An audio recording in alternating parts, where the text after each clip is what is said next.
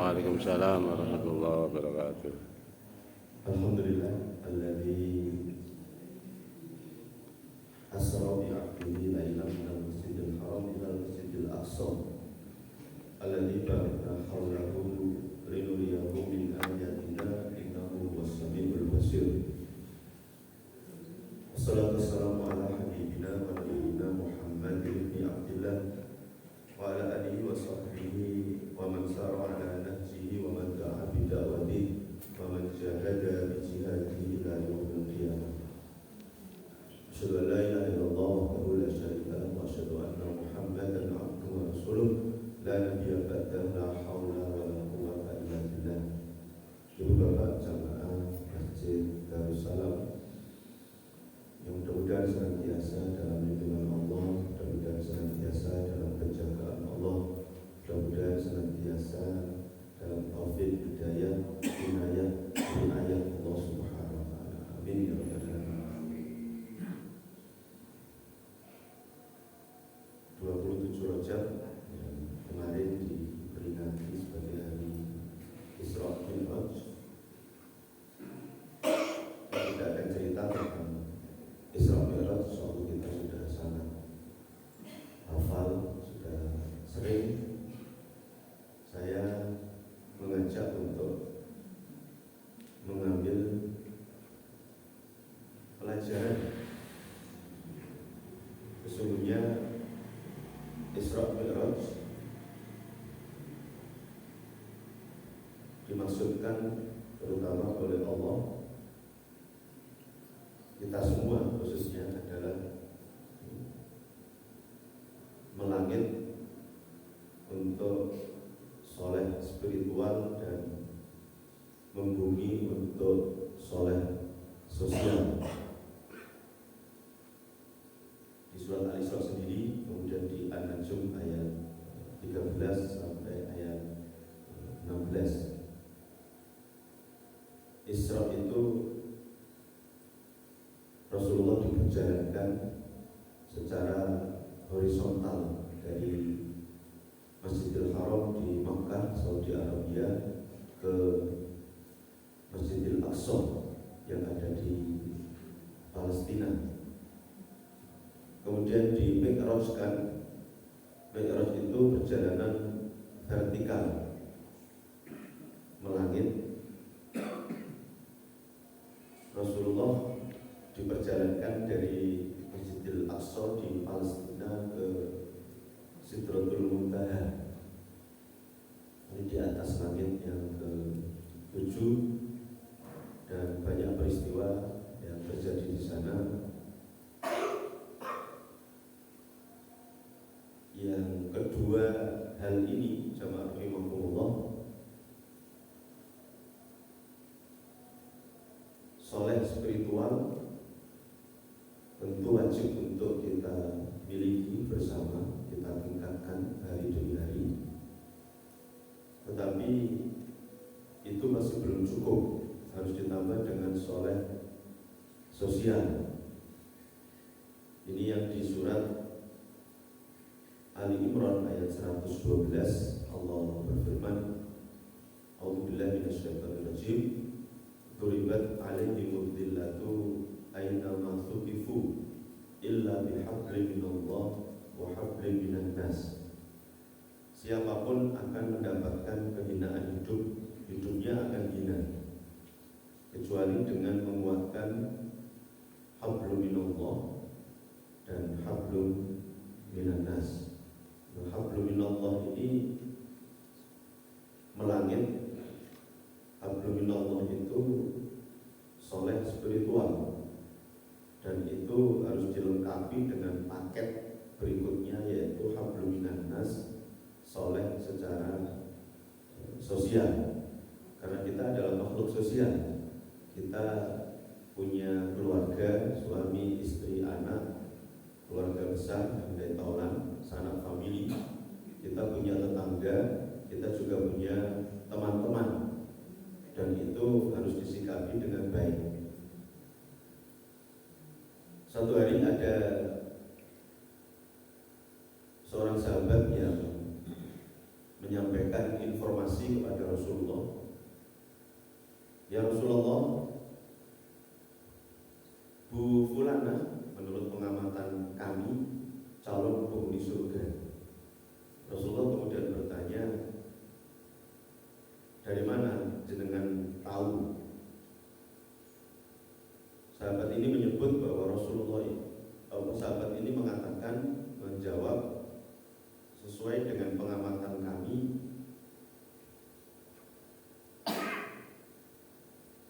Bu Fulana ini kalau malam rajin sholat malam, yang mulai sholat tahajud. Kalau siang rajin puasa. Ini ciri-ciri penghuni surga. Maka kami memutuskan atau kami menyampaikan bahwa Bu Fulana ini calon penghuni surga." Rasulullah kemudian menjawab, "Saya diberitahu malaikat Jibril bahwa Bu Fulana ini calon penghuni neraka." Calon penghuni neraka. Sahabat ini tentu percaya karena yang menyampaikan informasi adalah Rasulullah dan Rasulullah sumbernya dari malaikat Jibril.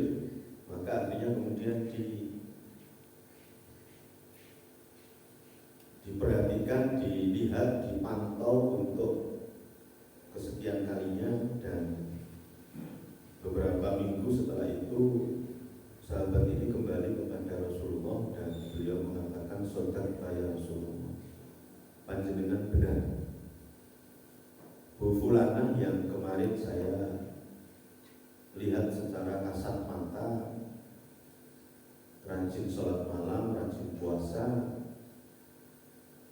dan menurut pengamatan kami calon penghuni surga, tetapi ketika panjenengan menyebut dia calon penghuni neraka, lalu kemudian saya pantau kembali, ternyata memang ada kekurangannya.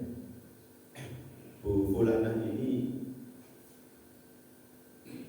selain yang kami amati tadi, rajin puasa, kalau siang, kalau malam rajin tahajud, sholat malam, tetapi Bu Fulana ini suka menyakiti orang lain, suka menyakiti keluarganya, suka menyakiti tetangganya, suka menyakiti teman-temannya dengan ucapan dan perbuatannya, dengan ucap dan sikapnya. Maka kata Rasulullah, "La khaira fiha hiya min ahlin nar." Tidak ada kebaikan bagi Bu Fulana itu, dia calon penghuni neraka.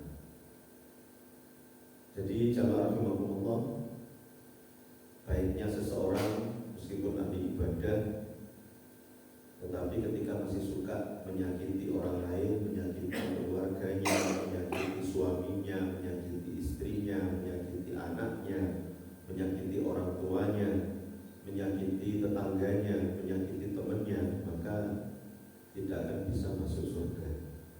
Maka ini satu paket. Dan kebetulan Isra dan Mi'raj itu melangit dan membumi. Dan ini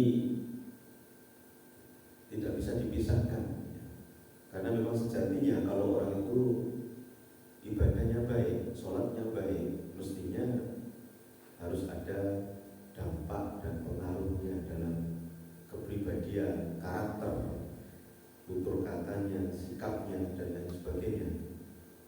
Kalau orang itu ibadahnya baik, puasanya baik, ya, mestinya berdampak kepada perbuatannya, kepada keluarganya baik, kepada tetangganya, kepada orang lain baik. Nah, ini perlu untuk diperhatikan. Kita bermasyarakat, kita punya keluarga, kita punya suami, kita punya istri, kita punya anak, kita punya orang tua, punya tetangga. Sejauh mana hal itu sudah kita lakukan dengan sebaik-baiknya, maka peristiwa Isra dan Mi'raj ini lebih kita tingkatkan dalam hal soleh spiritual dan juga soleh secara sosial, hubungan kita kepada Allah dan hubungan kita kepada sesama, terutama ucap dan sikap kita. Kebetulan yang dijadikan contoh tadi kok ibu-ibu, Bu Fulana, ya, karena ya, secara umum rata-rata wanita kalau tidak bisa menjaga ucapannya, sikapnya itu ya seperti itu. So, ini perlu untuk diperhatikan khususnya kaum wanita. Dan nanti kita juga akan singgung ketika Rasulullah di Sidratul Muntaha itu ditunjukkan di surga dengan segala kenikmatannya. Rasulullah juga ditunjukkan neraka dengan segala penderitaannya. Dan ada hadis yang soal kita sudah sangat hafal, fa inni ra'aitu aktsara ahli nar minan nisa. Aku diperlihatkan oleh Allah neraka mayoritas penduduknya adalah wanita. Tetapi bagi laki-laki ya jangan enak-enak dulu, karena wanita itu di bawah tanggung jawab laki-laki. Sebelum nikah di bawah tanggung jawab orang tuanya, kalau sudah nikah di bawah tanggung jawab ya, suaminya. Tetapi bagi wanita ya jangan mentang-mentang itu aku tanggung jawab suamiku ya sakarku, enggak bisa gitu. Karena wanita yang baik, wanita yang salihah itu tidak pernah merepotkan suaminya, tidak pernah merepotkan orang lain, dan bahkan membantu untuk lebih meningkatkan ketaatannya kepada Allah. Nah ini Isra dan Mi'raj melangit untuk soleh spiritual, diajarkan kita untuk memiliki soleh akidah. Muslim muslimah wajib memiliki akidah yang kuat dan benar. Dari mana? Iman kepada Allah akan rububiyah, uluhiyah, asma dan sifat Allah. Bahwa saat Rasulullah Isra dan Mi'raj langsung dipertemukan Allah face to face, berjumpa Allah langsung. Dan ini menunjukkan bahwa Allah itu ada. Masalah ketika kita tidak bisa melihat langsung Allah itu karena keterbatasan indera kita. Allah Maha Kuasa, Allah Maha segala-galanya. Kita tidak bisa melihat Allah. Jangankan untuk melihat Allah, melihat ciptaan Allah saja kita nggak bisa. Apa yang terjadi di balik tembok ini, depan ini yang ada, kita saat ini nggak bisa tahu apa itu, ada siapa, ada bagaimana, nggak tahu. Itu padahal ini ciptaan Allah semua. Apa yang terjadi pada keluarga kita yang jauh dari kita sekarang langsung kita lihat, meskipun sudah ada video call, ada apa, tidak bisa melihat secara keutuhan 100% gitu. Kita tidak bisa melihat misalnya listrik yang saya pegang ini, mic ini pakai listrik, tetapi listriknya sendiri kita nggak bisa melihat. Lampu ini pakai listrik, tapi pernahkah kita melihat aliran listrik seret itu secara langsung? Nggak pernah. Ini saja yang ini buatan manusia, gitu. Buatan Allah, tidak bisa kita lihat langsung secara nyata, langsung secara fisik, apalagi Allah. Dan tanda-tanda bahwa Allah itu ada sangat banyak sekali dengan ciptaannya yang sedemikian rupa. Matahari, bulan, bintang berjalan dengan luar biasa pada porosnya masing-masing. Ciptaan Allah berupa manusia dengan segala keragaman dan keunikannya. Sampai hari ini belum terungkap tentang anatomi tubuh manusia ini secara lengkap dan sempurna. Masih terus dipelajari tentang baik itu oleh teman-teman di fakultas kedokteran atau di apa yang terkait dengan ini, anatomi tubuh manusia itu ilmu apa? Biologi. Itu masih sampai hari ini masih terus berkembang dan terus dipelajari. Di dokter saja itu, kalau dulu cuma dokter gitu aja ya, akhirnya kemudian ada dokter mata, dokter telinga, THT itu, ada dokter kulit, ada dokter paru-paru, ada dokter kelamin, dokter ini itu dan lain sebagainya, lebih spesifik gitu ya. Kita tahu bahwa Allah itu ada karena kita sering berdoa, ya Allah begini, alhamdulillah dikabulkan oleh Allah.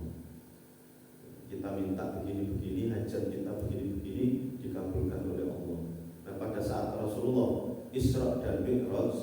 Sidratul Muntaha Rasulullah melihat langsung Allah, berhadapan dengan Allah, muka dengan muka, face to face. Nah, bagaimana mukanya Allah? Ini yang kemudian dalam akidah tidak dijelaskan, karena untuk Allah itu mala ainun ra'at wala udhunun sami'at wala khatara ala qalbi bashar. Tidak pernah terlihat oleh mata, tidak pernah terdengar oleh telinga, dan tidak pernah terlintas oleh akal pikiran kita. Karena kalau Allah itu digambarkan begini berarti sama dengan makhluknya, sementara Allah jauh tidak bisa disamakan dengan makhluknya, Allah yang maha segala-galanya. Ini Allah ada, kita wajib iman kepada Allah. Kemudian di sini iman kepada malaikat. Malaikat itu ada. Rasulullah ditemani dari Masjidil Haram ke Masjidil Aqsa, terus ke Sidratul Muntaha ditemani oleh malaikat Jibril alaihi salatu wassalam. Rasulullah ditemani oleh malaikat, dan dalam beberapa riwayat ketika Rasulullah sholat di Masjidil Aqsa dan di beberapa tempat itu, Rasulullah juga sholat dan mengimami beberapa malaikat, termasuk ketika dalam perjalanan itu kita semua tahu ya, Rasulullah bersama malaikat Jibril, lalu kemudian Rasulullah diciumkan ada bau harum. Ketika kemudian beliau bertanya kepada malaikat Jibril dari mana sumbernya, malaikat Jibril mengatakan itu dari makamnya atau kuburannya tukang sisirnya Fir'aun itu siapa? Masyitoh itu dari makam dan kuburannya Masyitoh. Dan sampai diantar ke langit satu, ya, ketemu dengan Nabi Adam, langit dua ketemu dengan Nabi, sampai kemudian langit ketujuh ketemu dengan para Nabi, Nabi Nuh, Nabi Musa, Nabi Isa, dan seterusnya.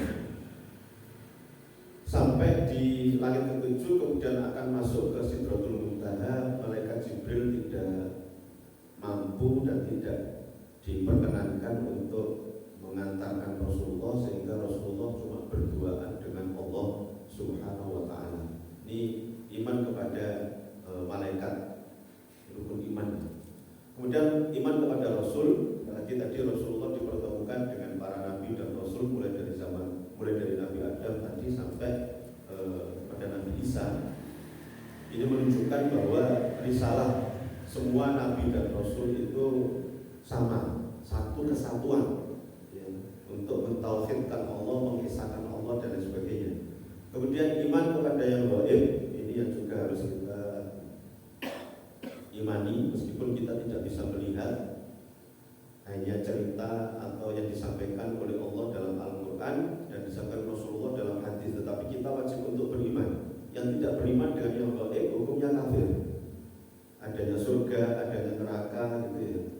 Dan ini dalam rangka juga untuk kehati-hatian kita, karena ada beberapa kelompok orang itu yang tidak beriman kepada yang gaib, nggak beriman akan adanya surga, nggak beriman akan adanya neraka. Dia menggunakan logika akal, koyo-koyo auro. Nah, yang seperti itu nggak benar, karena ketika Rasulullah Isra dan Mi'raj pun itu bahasa yang harus kita pegang itu bahasa iman. Makanya ketika Rasul menyampaikan, saya tadi malam diperjalankan dari Masjidil Haram ke Masjidil Aqsa, lalu ke Sidratul Muntaha di atas langit ketujuh, cuma dalam waktu nggak lengkap satu malam, nggak sampai satu malam. Maka semua orang kafir mengingkari Muhammad gila, Muhammad lindur, Muhammad bohong, berdusta, nggak masuk akal gitu. Karena kalau dengan sekarang aja dengan teknologi yang canggih, Makkah ke Madinah aja itu berapa jam? Rata-rata 4 jam, 5 jam. Apalagi ini lintas negara, Makkah, Saudi ke Palestina. Zaman itu kalau ditempuh pakai misalnya naik onta itu ya bisa berbulan-bulan. Nah, apalagi ke Sidratul Muntaha, zaman itu belum ada pesawat untuk bisa menembus ruang angkasa.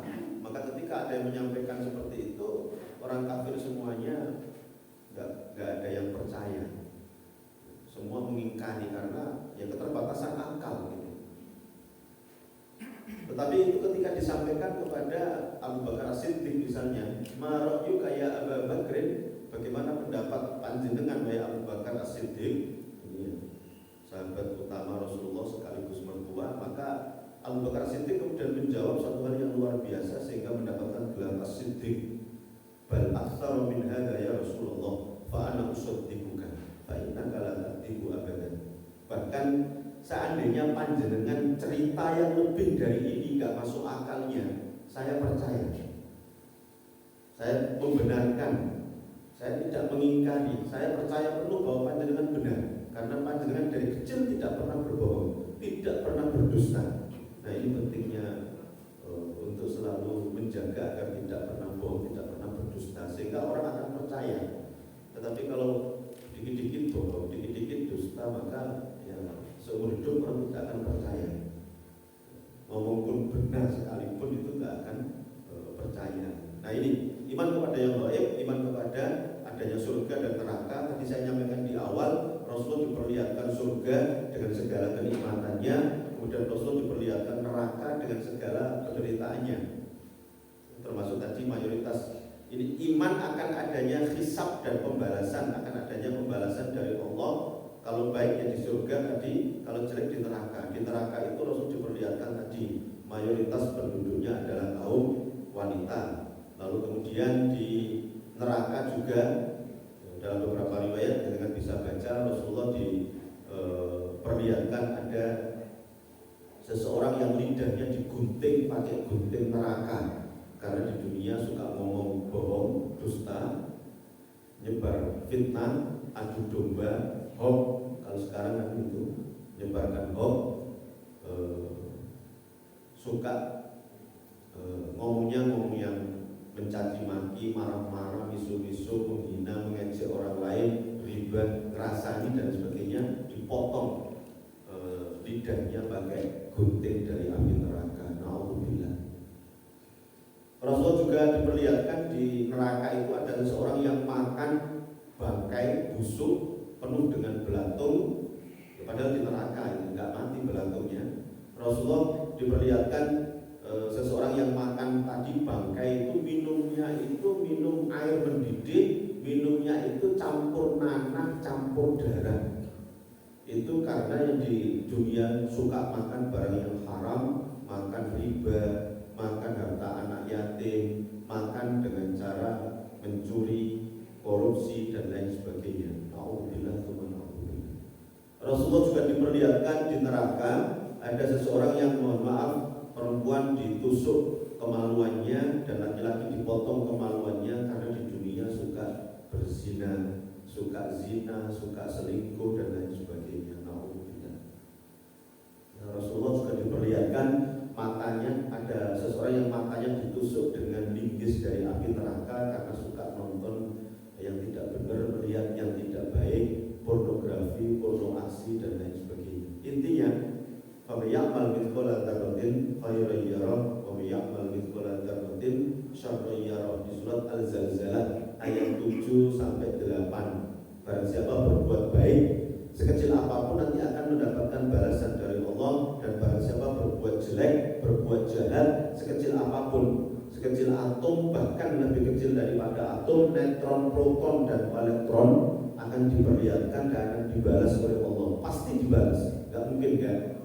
Bahkan zaman rahimahullah, pertanggungjawaban dari Allah itu nanti tidak sekujur tubuh begini, tetapi di surat Al-Isra ayat 36, Al-Isra 36 nanti dengan bisa rujuk bahwa inna sam'a wal basara wal fu'ada kullu ulaika kana anhu mas'ula. Sesungguhnya pendengaran kita, telinga, penglihatan kita, mata, hati, organ tubuh kita ini akan dimintai pertanggungjawab oleh Allah Subhanahu wa taala. Kita gunakan untuk apa tangan kita? Kita gunakan untuk apa telinga kita? Kita gunakan untuk apa lisan kita? Kita gunakan untuk apa mata kita? Itu semuanya nanti akan dimintai pertanggungjawab oleh Allah dan akan dibalas dengan balasan yang setimpal. Meskipun di dunia ini lolos dari pantauan KPK, meskipun di dunia ini lolos dari pantauan pihak yang berwajib, polisi dan sebagainya, tetapi tidak ada yang bisa lolos dari pengawasan Allah karena semuanya tercatat lengkap. Malaikat Raqib Atid kanan kiri kita itu melihat. Ini ada di surat Qaf. Allah berfirman, "Ma yalfidhu min qaulin illa ladayhi raqibun atid." Tidaklah ada kata yang keluar dari lisan kita kecuali dicatat oleh malaikat Raqib dan Atid, dan itu diserahkan kepada Allah. Rapor hasil yang dilakukan oleh seseorang, harian, kinerja dan ucapan semuanya itu semuanya dicatat oleh malaikat Raqib dan Atid. Maka tidak heran kalau kemudian di surat Al-Kahfi ayat 60-an 3 itu Allah kemudian menegaskan, menggambarkan nanti di sana ada orang kafir yang ketika menerima rapot dengan tangan kiri sambil membalik, lalu kemudian dia berucap, "Ma li hadzal kitab la yughadiru shaghiratan wala kabiratan illa ahsaha." Ini kitab apa ini? Rapot apa ini? Tidak ada yang tertinggal, semuanya tercatat lengkap. Bahkan tidak hanya per hari, tapi per menit, per detik semuanya ada. Detik ini melakukan ini, detik ini melakukan ini pada tanggal sekian, bulan sekian, tahun sekian. Itu ada catatannya lengkap semuanya. Orang kafir pada heran, kok bisa ya, karena Allah Maha melihat dan Allah juga menugaskan malaikat Raqib Atid untuk mencatat itu. Kok bisa malaikat Raqib Atid mencatat sekian miliar manusia? Sangat mudah sekali, karena ada CCTV, ada yang bisa mengawasi dan merekam semua yang dilakukan oleh kita semua. Ini ada rekamannya. Ini yang perlu untuk kita ke depan lebih hati-hati. Jamaah rahimahullah, ini kekuatan akidah, kepercayaan semacam ini nanti akan bisa menjadikan seseorang itu selamat dunia akhirat. Gak mungkin akan mencuri meskipun cuma 1.000 rupiah, apalagi sampai korupsi miliaran. Gak mungkin dia akan diam-diam mengkhianati istrinya, suaminya, kemudian selingkuh. Oh, di dunia saja Allah bisa melihatkan, menunjukkan langsung kalau seseorang bohong, kalau seseorang nggak benar, itu akan diperlihatkan oleh Allah dengan cara Allah. Mungkin dengan nggak pernah menebak gitu atau mengira gitu ya, tetapi pernah terjadi ada seorang suami yang selingkuh. Dengan selingkuhannya, bagaimana cara Allah menunjukkannya? Ketika tidur malam itu, lalu kemudian dia melindur nyebut nama selingkuhannya itu. Ini hati-hati para kita semuanya, sepandai-pandai tupai melompat pasti akan jatuh. Sepandai-pandai seorang menyimpan bangkai pasti akan keluar bau busuk. Ya, nah ini agar kita tidak gampang untuk melakukan kesalahan, dosa, maksiat, karena Allah melihat, memantau. Innallaha kana 'alaikum raqiba. Di surat An-Nisa ayat 1, Allah itu memantau, melihat, mengawasi dan merekam semua gerak-gerik yang kita lakukan, ucap kita, sikap kita dan lain sebagainya. Ini poin yang pertama yang harus kita perkuat.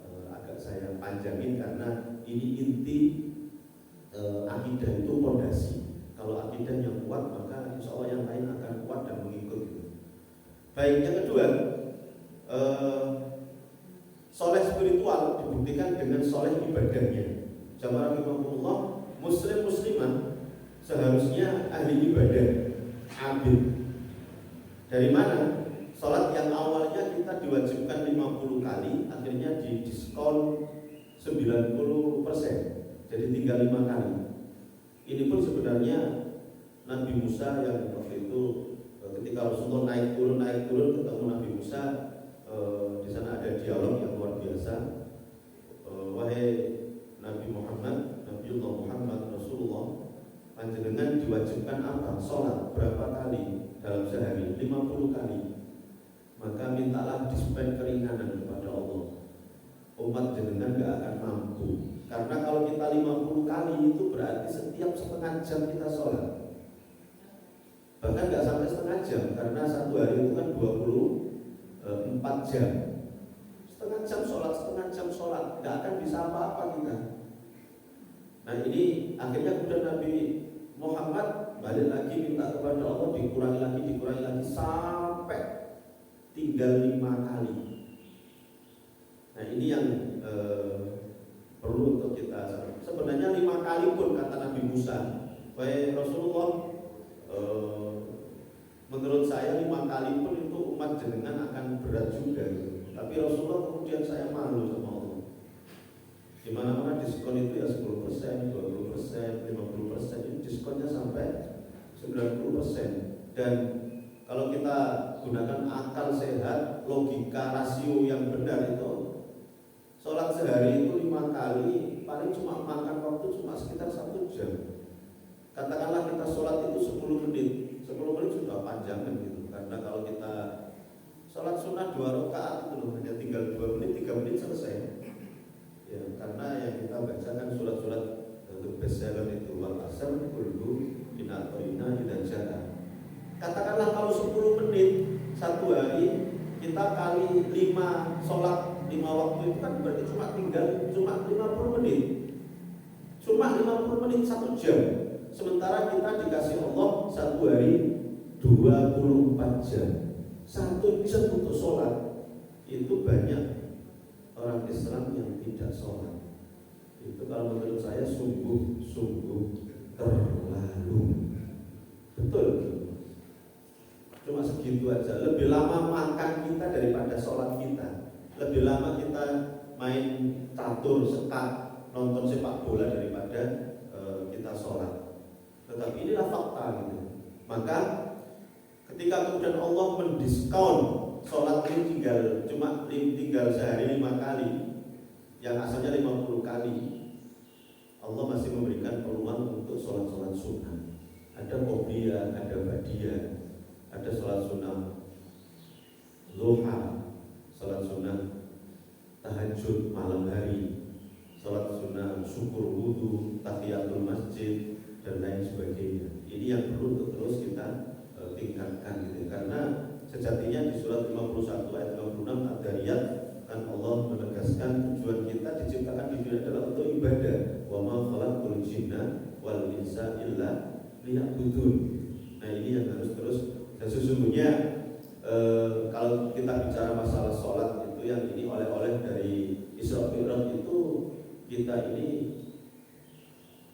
beruntung dengan Allah memerintahkan kita sholat itu. Kita bersyukur sejatinya, karena ketika kita sholat itu kan kita berwudu, ada yang mandi, itu mendinginkan mesin. Kalau dipakai terus mobil itu nggak didinginkan ya bisa terbakar. Tidaknya panas itu gampang stres, gampang depresi dan seterusnya.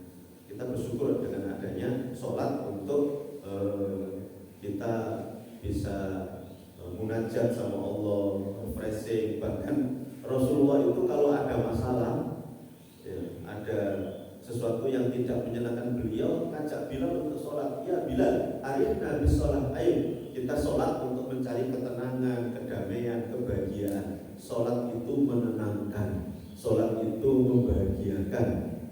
Maka kalau kita sholat tapi kemudian belum seperti itu, berarti harus terus kita tingkatkan. Bahkan ada yang kemudian tidak sholat tadi. Ada yang sholat tapi kadang-kadang juga ngamuk-ngamuk, azan menai, sholat menai. Nah, ini yang perlu untuk kemudian ke depan, terutama kita perbaikilah. Selain kuantitas ya kualitas ini. Baik, kemudian ada yang namanya soleh akhlak. Ini dalam bermasyarakat. Tadi soleh sosial ya. Sholat Isra Mi'raj, Rasulullah diperjalankan ketemu dengan ini, itu dan sebagainya, berinteraksi dengan sesama, dan itu dilandasi dengan akhlak mulia. Termasuk sholat, jamaah rahimahumullah, di surat Al-Ankabut ayat 45. Sholat itu kan innas sholata tanha anil fahsya wal munkar. Sholat itu mencegah perbuatan keji dan munkar. Sholat itu mencegah dari dosa dan maksiat. Kalau ada orang yang sholat lalu kemudian masih dosa maksiat, maka sholatnya mungkin hanya sekedar menggugurkan kewajiban, mungkin hanya sekedar checklist absen, nggak dijiwai, nggak dimaknai, nggak direnungkan setiap kata per kata, mulai dari Allahu Akbar sampai Assalamualaikum itu. Sholat itu mencegah perbuatan keji dan munkar, mengajak untuk berakhlak mulia dengan siapapun. Ya, kita sholat itu ketika di minta untuk monggo saling baik-baikan. Sholat itu lembut, nggak ngamuk, nggak pakai bentak-bentak, marah-marah. Allahu Akbar, sami Allahu liman hamidah, kan tidak pakai bentak-bentak gitu, pakai bahasa yang keras, kasar gitu. Ini kan menunjukkan betapa akhlak ini penting sekali dalam kita bermasyarakat, karena pesona Rasulullah itu di pesona akhlakul karimah. Banyak orang masuk Islam, banyak yang ikut Rasulullah, menerima dakwah Rasulullah karena pesona akhlak Rasulullah. Bahkan disampaikan oleh Aisyah, karena khuluquhul Quran, akhlak Rasulullah itu Al-Quran, Al-Quran yang berjalan. Baik, kemudian berikutnya adalah soleh secara spiritual. Ini ruhiyah spiritual, menentukan semuanya. Rasulullah mengalami pembelahan dada itu 2 kali. Dibelah dadanya ketika masih kecil, usia 5 tahun, di dusun Bani Sa'ad, di dalam pengasuhan Halimatus Sa'diyah. Kemudian yang kedua, ketika Rasulullah Isra Mi'raj ini dibelah oleh malaikat Jibril, dikeluarkan perangai jelek, dibersihkan oleh air Zam-Zam. Ini disampaikan di dalam kitab Ar-Rahiq Al-Maktum karangan Syekh Sofiyur Rahman Al-Mubarakfuri, sirah Nabi yang paling baik di antara sirah-sirah yang ada. Nah, pembersihan jiwa, membersihkan hati itu dengan ibadah, terutama sholat. Sholat itu mi'raj ruhi mu'min, ada horizontal, ada vertikal itu. Dengan baik dan tidaknya sholat itu akan menentukan orang itu baik atau tidaknya secara akidahnya, secara kepribadian, akhlaknya dan lain sebagainya. Sholat ini menjadi pertaruhan. Sholat iman budi, sholat itu tiang agama. Yang pertama kali nanti dihisab oleh Allah adalah sholat kita. Maka yuk kita ke depan ini kita lebih perbaiki sholat kita.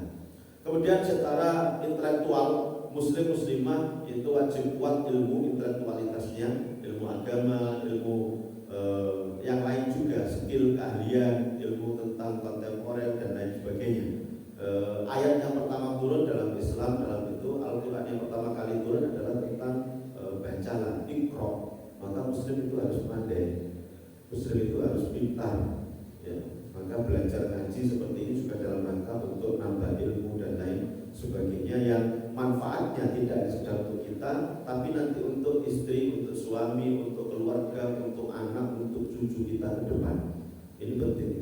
Kemudian berikutnya, muslim soleh fisik jasmani. Rasulullah sampai hari ini tidak ada yang mengalahkan sehatnya Rasulullah. Kekuatan Rasulullah itu sama seperti dengan kekuatan 40 para sahabat. Rasulullah menjaga kesehatan, ya, tidak pernah makan yang merusak fisik. Rasulullah kalau makan, dalam beberapa riwayat ya, makan itu kalau benar-benar lapar, dan ketika makan tidak sampai full, berhenti sebelum kenyang, karena perut ini harus terisi sepertiga makanan, sepertiga minuman, dan sepertiga udara. Dan Rasulullah ketika makan nggak pernah meniup makanannya, baik makanan ataupun minuman, gitu ya. Karena yang ditiup itu adalah racun, sehingga kalau diminum langsung dimakan lagi jadi racun lagi, gitu ya. Dan Rasulullah rajin puasa, ya, dan itu juga menjaga ini kesehatan fisik. Ke depan ya, harus kita jaga ya, karena sehat itu kita bisa segalanya. Sehat itu nikmat, sehat itu kita bisa maksimal ibadah, terutama ibu-ibu ya, nggak boleh sakit, terutama pas nanti Ramadan. Kalau pas bulan Ramadan itu ibu-ibu jangan sakit, makanya para suami ya harus menjadikan istri atau ibu-ibu ini sehat. Ya, harus dipangani kangkung, tempe, gitu ya. Jadi yang bergizi, pemani wasi, kadang-kadang kucing itu nggak mau, gitu ya. Alhamdulillah, gitu ya. Jadi jaga fisik, ya. Sehat itu enak, ya. Kalau kita sehat, ya jamaah rajin, insyaallah. Kalau kita sehat itu ada tugas dakwah ini itu, ada apa itu enak gitu. Pokoknya sehat itu enak lah. Meskipun meskipun satu hari cuma bisa makan 3 kali, paginya sate, siang soto, malam rawon, itu enak. Itu sehat, itu enak, harus dijaga gitu. Kemudian berikutnya adalah ini yang terakhir, meskipun agak sedikit banyak saya baca saja karena waktu yang sangat terbatas. Soleh kepribadian ini penting. Ketika ada pendidikan karakter atau kepribadian itu, Isra Mi'raj itu mengajarkan kita untuk memiliki kepribadian yang baik. Yang pertama, jadi pribadi yang mandiri. Dari mana? Ketika Rasulullah tahun itu sampai kemudian disebut Amul Husni, tahun duka cita, diwafatkan Khadijah dan Abu Thalib. Ini backing utama Rasulullah ya, pelindung utama Rasulullah. Dalam arti Rasulullah diajarkan untuk kamu jangan bergantung kepada zat yang lemah. Muhammad sehebat-hebatnya Abu Thalib pasti mati. Sehebat-hebatnya Khadijah istri kamu, jadi kalau Abu Thalib itu backing politik, kalau Khadijah itu backing finansial. Sehebat-hebatnya manusia, sekaya-kayanya manusia pasti mati. Kalau kamu bergantung kepada zat yang mati, habis. Maka kamu harus bergantung kepada zat yang maha kuat, yaitu Allah. Rasulullah langsung diperlihatkan, aku ada di sampingmu, jangan takut. Maka Allahus Somad, Allah tempat bergantung, bermohon, itu ini penting. Dan ini banyak sekali kejadian seperti itu ya. Misalnya ada seorang ibu-ibu, ada seorang istri yang ketika suaminya meninggal duluan itu langsung stres, depresi, bahkan ada yang gila. Dan ini nggak boleh, makanya istri nggak boleh terlalu bergantung kepada suami. Suaminya diambil Allah duluan, stres, depresi. Maka istri juga sudah mulai merancang bagaimana cara, kalau seandainya suaminya PNS, mungkin nanti kalau meninggal ada pensiun, tapi kalau enggak begitu ya peluang-peluang untuk bisa melanjutkan kehidupan, untuk menafkahi, membelanjai atau biaya hidup untuk keluarganya, anaknya, ini harus dilanjutkan oleh istrinya. Nah ini harus ada. Yang nomor satu, jangan bergantung kepada makhluk karena pasti akan mati, pasti akan rusak. Yang kedua, tegakkan ukhuwah Islamiyah, ada benang merah untuk solidaritas Islam internasional antara Makkah, Masjidil Haram dan Masjidil Aqsa Palestina. Mereka adalah saudara kita, apalagi satu-satunya negara yang masih dijajah oleh negara lain kan Palestina. Dijajah oleh Yahudi Israel yang mereka berambisi untuk mendirikan Yahudi Raya, untuk menguasai Masjidil Aqsa, mencaplok Masjidil Aqsa. Makanya mereka, saudara kita di Palestina, masih terus berjuang ini. Dan setidaknya kita wajib untuk membantu minimal dengan doa. Kalau tidak ada dengan biaya materi dan lain sebagainya gitu ya. Sampai hari ini mereka terus berjuang dan berapa korban tidak bisa terhitung lagi. Mudah-mudahan nanti Palestina bisa merdeka dan mudah-mudahan Masjidil Aqsa kembali kepada umat Islam, dan mudah-mudahan masyarakat atau Palestina, saudara kita di sana bisa menjalankan Islam dengan sebaik-baiknya. Baik.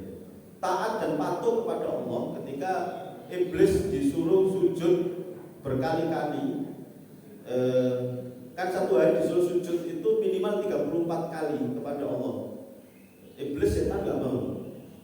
Iblis ketika disuruh sujud kepada Nabi Adam juga nggak mau, padahal itu perintah Allah. Maka ini akhirnya kemudian iblis dilaknat oleh Allah, dan iblis karena merasa sombong dan lebih baik daripada Nabi Adam. Taat kepada Allah ini penting. Ketika Allah menyuruh apapun, sami'na wa ata'na. Disiplin, perhatian terhadap waktu. Sholat itu 5 kali sudah ada waktunya. Jam sekian adzan subuh, jam sekian adzan zuhur, dan seterusnya. Nah, umat Islam itu dikenal umat yang sangat tidak disiplin. Jamnya molor terus. Ini nggak boleh. Ya, kita kalah dengan orang-orang Jepang. Jepang itu disiplinnya luar biasa, padahal non Muslim. Jepang itu kafir. Ya. Jepang itu bersih. Ya. Kemarin saja Piala Dunia itu setiap orang supporter itu bawa kantong plastik. Setelah selesai, semuanya dibersihkan. Di bawah kursi-kursi itu dibersihkan, dimasukkan ke kantong plastik itu. Luar biasa. Ya, padahal belum atau tidak Islam gitu ya. Ini Muslim ya harus disiplin gitu. Udah jelas adzan berkumandang kanan kiri kiwa tengen lor kidul wetan kulon adzan berkumandang. Sing goreng ayam. Diingatkan, Bu, sudah adzan 10 menit yang lalu. Goreng tahu tempe. Diingatkan lagi, saya goreng kerupuk, saya goreng lombok, bawang, brambang, tomat, terasi. Sudah adzan 30 menit yang lalu itu loh, Bu, sholat. Saya nyambel itu, nanggung nyambel, mari nyambel, makan, habis makan, turu.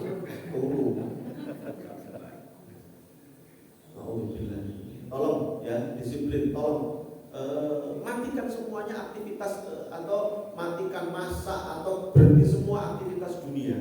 Penuhi panggilan Allah. Toh tidak lama, apalagi sholat sendiri di rumah. Wal asr kullu ina'atuna idza ja'a. Selesai, silakan lanjutkan masak lagi. Utamakan Allah, karena kita semuanya dapat dari Allah. Semua yang kita miliki semua kan dari Allah. Maka panggilan Allah penuhi. Sehingga nanti kalau kita minta kepada Allah, Allah akan mengabulkan. Kadang-kadang di antara kita itu kan ada yang, ya Allah saya sudah berdoa lama sekali, kenapa enggak engkau kabulkan? Ya memang ada syaratnya, di antaranya adalah jaga rezeki, jangan dari yang haram. Tetapi yang lain juga, itu kan bahasa begini, ketika gue manggil lo untuk sholat, lo cuekin gue. Tetapi ketika lo minta gue, saat lo minta gue, ya gue cuekin lo. Kasihan, gitu. Istiqomah, rutin, ajeng terus begitu, jujur tidak ada KKN, menyadari kita itu diawasi, dipantau oleh Allah. Bagaimana? Sholat itu ketika misalnya kita sholat sendirian di rumah, di kamar, sholat subuh misalnya barangkali nggak ke masjid ya, kita sholat sendirian di kamar, Allahu Akbar, tidak ada satupun yang melihat dari keluarga kita. Apa berani kita korupsi 1 rakaat, ngedit 1 rakaat? Wis, kalau sing nyawang gak apa-apa sholat subuh 1 rakaat. Apa berani? Gak berani. Kenapa? Kita diawasi oleh Allah, dilihat oleh Allah. Nah harusnya ketika di kantor, ketika dimanapun kita begitu ya, harus jujur. Ibu-ibu ketika mau nyuci baju suami, di sakunya ada uang 100.000. Matur napa mboten? Diajarin jujur. Matur Pak, matur Bu, suwun. Yang ketujuh bersih, suci lahir batin. 1 hari wudu 5 kali. Ada yang mandi. Ada teman itu yang setiap sholat 5 waktu mesti mandi. Mau menghadap Allah, mandi. Kalau saya nggak bisa, karena kalau saya zuhur, asar di kantor, mandi di kantor ya dilokong coba kayak banyu. Ya wudhu saja lah paling tidak, karena memang tidak ada kewajiban mau sholat wajib mandi, nggak ada. Yang wajib adalah wudhu. Lahir batin bersih, taat loyal pada pemimpin. Sholat itu tidak boleh mendahului imam, karena kalau mendahului imam nanti akan dirubah wajahnya di akhirat dengan keledai. Persatuan dan kesatuan, tidak ada kasta dalam Islam. Siapa yang datang awal masuk di depan. Bahkan kaya miskin ketika sholat jadi satu, karena yang mulia di hadapan Allah adalah yang bertakwa. Satu kali ada orang kaya yang sholat di masjid, lalu kemudian di sampingnya itu duduk orang miskin. Dia pindah ke tempat yang lain. Rasulullah datang dengan wajah memerah. Apakah dengan takut, khawatir kemiskinannya orang itu nular kepada panjenengan? Enggak. Masing-masing sudah ada jatah rezekinya. Miskin itu bukan penyakit menular. Jadi persatuan dan kesatuan ini penting. Inna akramakum indallahi atqakum. Kemudian terakhir ini ada tawadhu, tidak sombong, muka, kepala itu rata dengan kaki. Jadi agar kita tidak sombong, apalagi kita tidak punya sesuatu yang berhak untuk kita sombongkan. Kalau ada orang sombong itu dia menyombongkan sesuatu yang itu miliknya siapa? Allah, dari Allah. Gitu loh. Surah musyawarah tadi ya.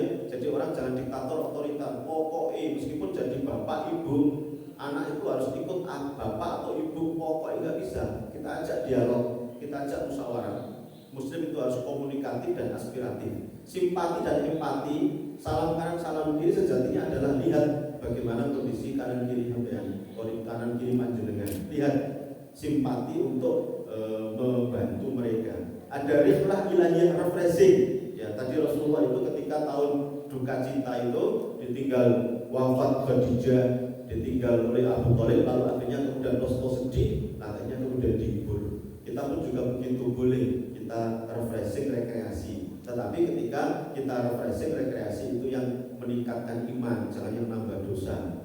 Rekreasi ke tempat-tempat dosa maksiat, pantai, kute, pantai, apalah macam-macam begitu. Jadi rekreasi yang di mana Pak? Rekreasi yang nambah iman itu ke kebun binatang, lihat monyet, gitu. Atau tadabbur alam, lihat alam dan lain sebagainya gitu. Masih ada sekali terakhir, semangat dinamis energi ketika kita sholat ke masjid ya, interaksi dengan banyak macam watak karakter manusia dan sarana dakwah kepada teman yang lain jamaah. Dalam sholat ada dilipat gandakan sholat jamaah 20 kali lipat. Kemudian nomor 18 ini tabayun, cek dan dicek, pentingnya konfirmasi. Ini saya tulis karena kecil saya dulu itu Rasulullah kan ketika ke dari Masjidil Haram ke Masjidil Aqsa ke Sidratul Muntaha itu kan digambarkan naik buruk. Buruk sebenarnya adalah bukan apa dan bagaimana, tapi kendaraan secepat kilat. Barpun itu artinya kilat, buruk. Nah itu digambarkan di gambar-gambar itu buruk itu kuda dengan sayap, dan ada yang paling aneh itu paling menjuengkelkan dan menghina Rasul adalah wajahnya wanita cantik. Nah itu pengen untuk melecehkan Rasulullah. Rasul dianggap doyan wanita. Padahal kita semuanya tahu ya, kalau ada orang mengatakan Rasul doyan wanita, maka kita jawab saja, kapan Rasul menikah, usia berapa? 25. Istrinya usia berapa? 40. Kalau Rasulullah itu doyan wanita, maka Rasul akan milih yang usia berapa? 17, 18. Tapi Rasulullah diwajibkan oleh Allah nikahi Khadijah usia 40 tahun, janda. Gitu. Anak-anak muda di sini yang masih normal itu apa mau usia 25 mau menikah dengan nenek-nenek miskerwood? Neneknya kaya. Ya, meskipun kaya, gitu. Apa mau gitu? Belum tentu. Jadi perhitungan kan gitu. Ada 1-2 saja gitu. Betul gitu. Kemudian Rasulullah menikah lagi dengan istri-istri yang lain setelah Khadijah wafat, meninggal, dan itu usianya di atas 50 tahun, 53 tahun. Dan semua istri Rasulullah itu janda semua, dan semuanya perintah dari Allah. Karena ini ada maksud dan tujuannya. Kecuali satu yang masih anak-anak, Aisyah. Jadi mana buktinya Rasulullah doyan wanita? Enggak gitu. Kemudian pentingnya mendamping istri tadi yang soleh-solehah, terus doa minta kepada Allah mudah-mudahan ke depan kita menjadi lebih baik lagi, terutama ibadahnya, Bapak Ibu, sholatnya bersama-sama. Maka mudah-mudahan Isra dan Mi'raj ini ya, membawa kita untuk melangit, tingkatkan soleh spiritual, dan membumi untuk tingkatkan soleh sosial bermasyarakat. Tolong yang baik ya, ojo ngamuan. Ngamuan itu cepat mati. Benar. Jadi orang harus sabar ya. Istri ngamuan kepada suami, suami ngamuan ke istri, cepat mati. Betul. Kalau nggak percaya buktikan. Itu saja. Assalamualaikum warahmatullahi wabarakatuh. Waalaikumsalam warahmatullahi wabarakatuh.